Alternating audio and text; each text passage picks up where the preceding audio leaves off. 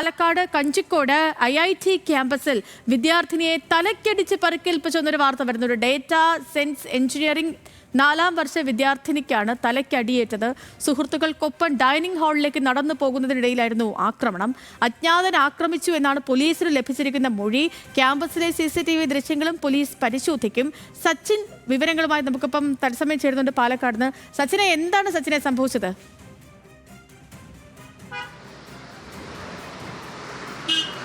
ഇന്നലെ രാത്രിയോടുകൂടിയാണ് ഇത്തരത്തിലൊരു ആക്രമണം പാലക്കാട് IIT-യിൽ നടന്നിട്ടുള്ളത്. പ്രധാനമായും ഭക്ഷണം കഴിക്കാൻ വേണ്ടി വിദ്യാർത്ഥികളെല്ലാം ക്യാൻറ്റീനിലേക്ക് ഡൈനിങ് ഹാളിലേക്ക് പോകുമ്പോഴാണ് അക്രമം ഉണ്ടായത് എന്നാണ് നിലവിൽ സഹപാഠികളും അതേപോലെ തന്നെ ഈ പരിക്കേറ്റ വിദ്യാർത്ഥിയും പാലക്കാട് കസബ പോലീസിന് മൊഴി നൽകിയിട്ടുള്ളത്. എന്നാൽ ആരാണ് ആക്രമിച്ചത് എന്നതിൽ ഇപ്പോഴും ഒരു ദുരൂഹത തുടരുകയാണ്. കാരണം അജ്ഞാതൻ്റെ ആക്രമണമാണ് നടന്നിട്ടുള്ളത് എന്നാണ് നിലവിൽ പരിക്കേറ്റ തമിഴ്നാട് സേലം സ്വദേശിയായിട്ടുള്ള വിദ്യാർത്ഥി പോലീസിന് മൊഴി നൽകിയിട്ടുള്ളത്. ഡാറ്റ സയൻസ് 4ാം വർഷ വിദ്യാർത്ഥിയാണ് നിലവിൽ പരിക്കേറ്റത്.